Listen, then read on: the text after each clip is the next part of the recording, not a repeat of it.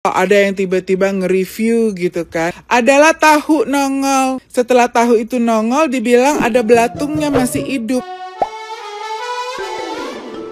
Di tengah ramainya kasus Code Blue terkait pemerasan terhadap pengusaha kuliner baru-baru ini, beredar pernyataan Chef Renata soal food vlogger. Saat ini banyak konten kreator yang melabeli diri sebagai food vlogger. Mereka dengan mudah memberikan penilaian terhadap makanan atau restoran. Review mereka kerap kali menjadi referensi para netizen yang budiman.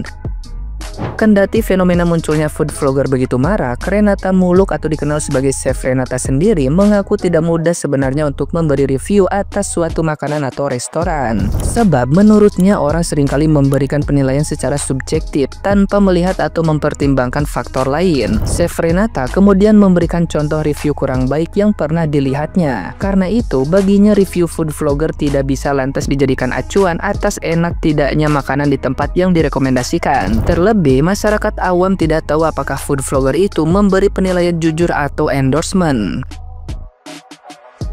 Nah, gimana nih menurut netizen yang terhormat? Silahkan berkomentar ya. Ada influencer diduga pemerasan sampai 350 juta. Kasihan loh ownernya ya. Mau bilangnya biaya konsultasi atau apapun itulah. Padahal konten-kontennya bagus, sumpah sangat disayangkan banget. Jabatnya korupsi, rakyatnya pemerasan, pungli, dan klarifikasinya pun gue ngeliatnya kayak gagah gitu. Jujur gue agak kecewa sih. Sayang banget sih sebenarnya kontennya padahal bagus. Gua termasuk orang yang sering makan di luar ya teman-teman. Jadi kadang-kadang kalau makan di luar itu bisa ketemu serangga di makanan, kadang-kadang bisa ketemu rambut di makanan.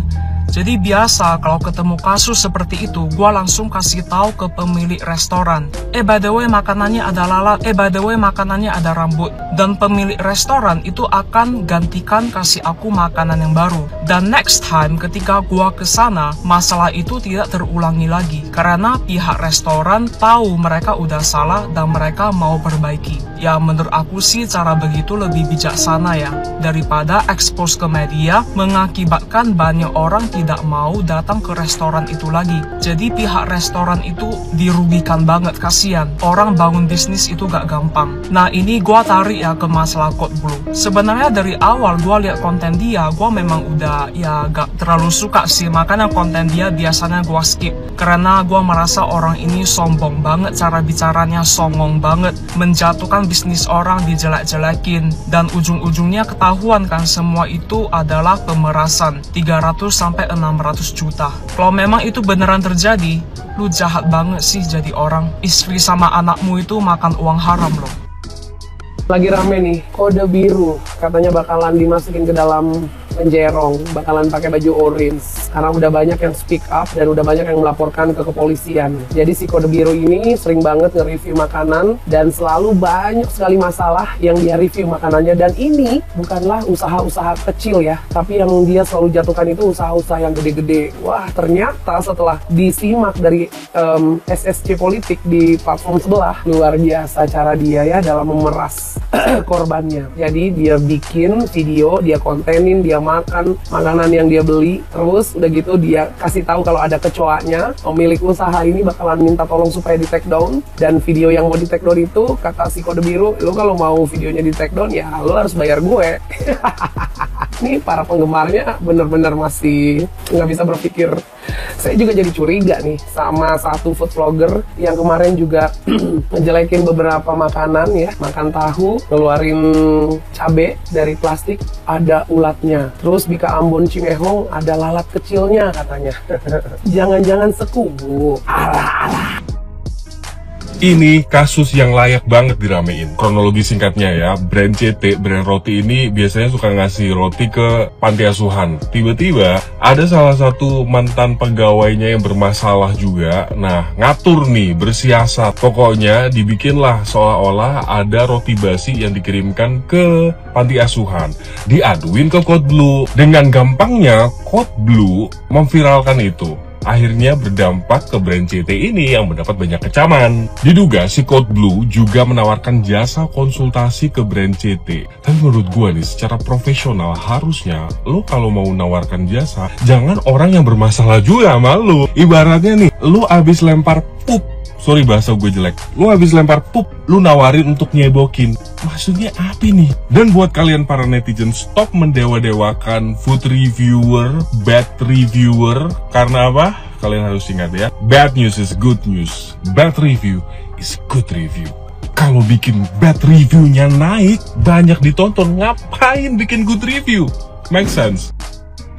Jadi Barbara ini cuma mau jaga-jaga ya guys ya, berhubung karena aku membahas seorang food vlogger yang terkenal gitu kan ya. Aku cuma mau jaga-jaga dan bilang sama kalian, melihat modus operandinya dan kulihat tampaknya dia tidak bekerja sendirian, sudah diinfo juga oleh teman-teman Barbara, tim gabut yang ada di sana. Jadi aku mau berhati-hati dan menyampaikan kepada kalian, kalau misalnya tiba-tiba ada pemberitaan konten kreator besar main ke warung Barbara, makan di warung Barbara, pesen makanan Barbara, kemudian tiba-tiba ada ulatnya, ada belatungnya, ada kecoaknya, ada lalatnya, ada rambutnya, mungkin ada emas batangan juga di dalam sana. Percayalah, itu kemungkinan besar karena ini adalah bala-bala atau ternak dari Cocomelon. Oke? Karena kulihat sepertinya ada beberapa konten kreator yang memang bisa disetting dengan followers yang angkanya juga tidak kecil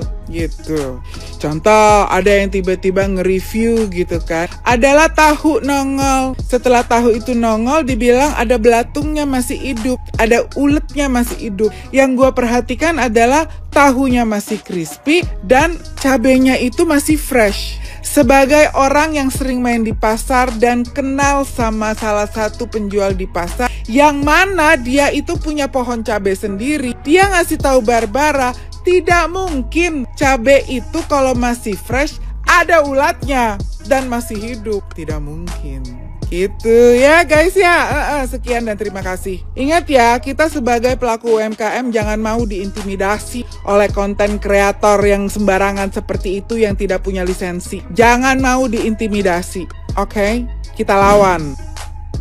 Hai, tahun 2018 saya punya loh warung mie instan. Jadi tahun itu saya kebetulan punya kelebihan pembantu rumah tangga. Mereka merantau dari kampung, ingin merantau di Jakarta, ngetem di rumah saya. Lalu iseng-iseng saya bikinin warung sembako. Dan karena rumah saya, sekeliling rumah saya itu banyak kos-kosan orang yang kerja di Citos, mereka tuh mampir ke warung, "Bu, jualan mie instan dong, lumayan buat kita sarapan." Jadilah saya jualan mie instan, gampang banget. Itu mie instan harganya murah, tanggal kedaluarsanya panjang, sambil saya kasih topping-topping kreatif, yaitu ayam kecombrang, sapi lada hitam, sama ikan suwira. Berapa lama? Cuma bertahan 6 bulan. Kenapa? Karena itu adalah jualan makanan saya baru sadar berat banget, asli berat banget. Padahal saya cuma bahannya mie instan, tapi nungguin warung seharian.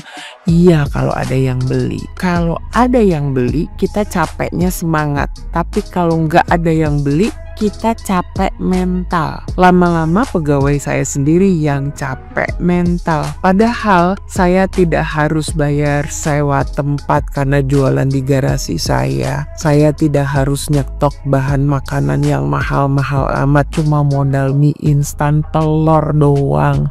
Saya tidak harus bayar pembantu saya ekstra karena masih dari pengeluaran gaji mereka bulanan kerja di rumah saya. Sesekali saya kasih bonus. Itu saja berat sekali. Gak ada yang nge-review jelek, gak ada yang naruh kecoa, gak ada yang naruh kutu, gak ada. Itu saja lelah banget. Akhirnya 6-7 bulan saya tutup. So Cold Blue, keterlaluan banget kamu. Ya, I used to like you, but I think I'm gonna cancel you. Good luck untuk menghadapi semua tekanan-tekanan, but you're done. I'm sorry, you're done.